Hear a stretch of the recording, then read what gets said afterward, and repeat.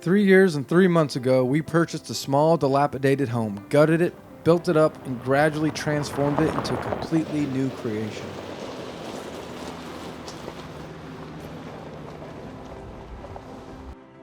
Welcome to our cabin, Wild Symphony. Wild Symphony just hit the short-term vacation rental market here in Ouachita of Ouachita National Forest in Oklahoma. I am so eager to finally share this special place with as many of you as possible. So this is the first one we're checking out. Looks more like a mobile home.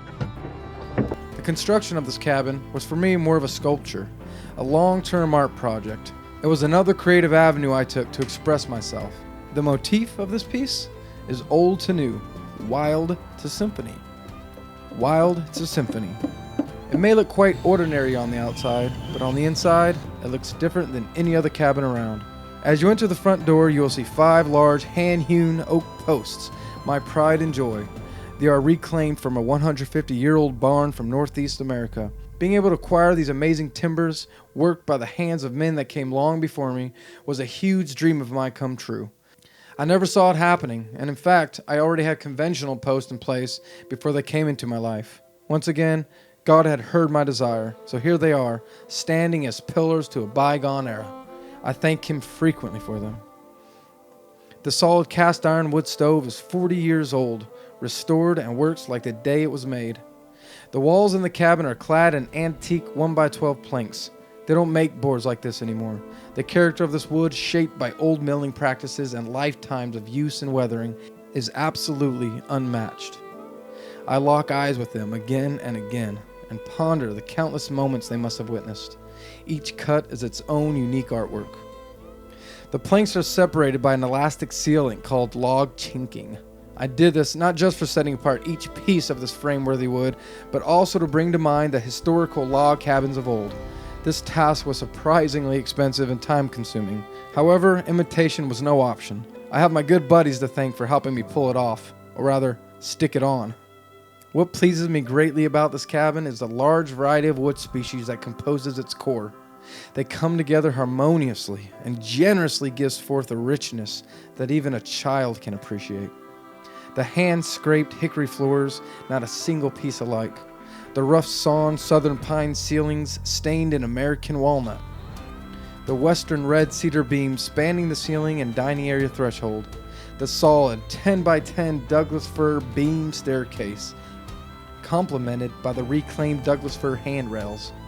The custom-made knotty alder and china birch cabinets, the rustic knotty alder interior doors, and of course the reclaimed long-leaf pine planks on the walls and the solid American oak columns and stair posts. A rewarding advantage of taking on a project of this magnitude was having little choice in facing difficult situations. In order to get to the other side of seemingly insurmountable tasks, which cropped up often, I might add, I had no choice but to face them, even if that meant doing it multiple times.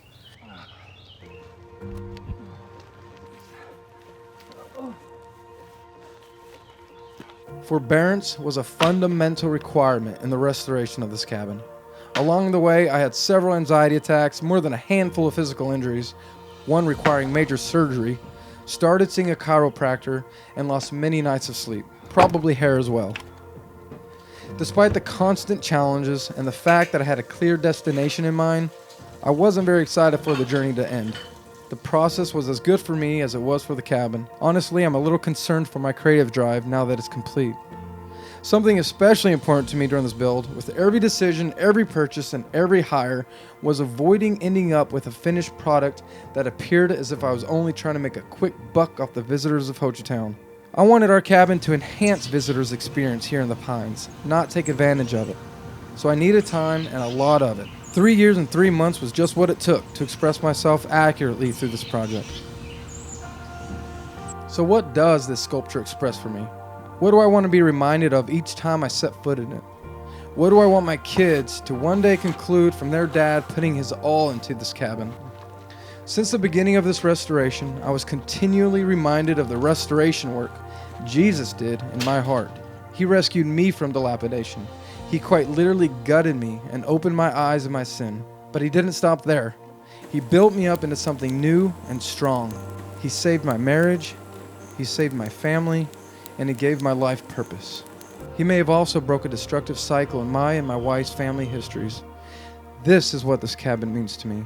If these antique barnwood walls could speak, they would say, Sam is made new, just like us.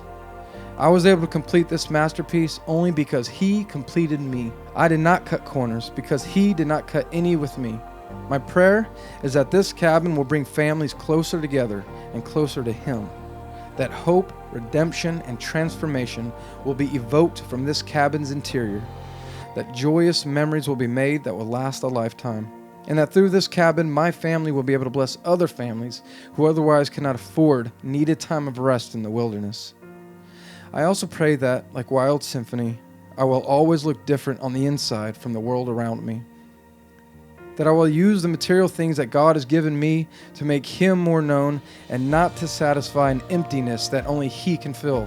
My final prayer is this, that this cabin will be used as a place to build up and transform relationships.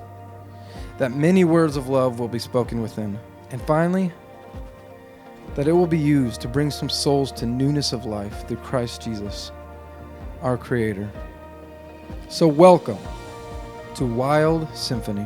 As I went down by the river to pray, studying about that good old way, and who shall wear the starry crown? Good Lord, show me the way.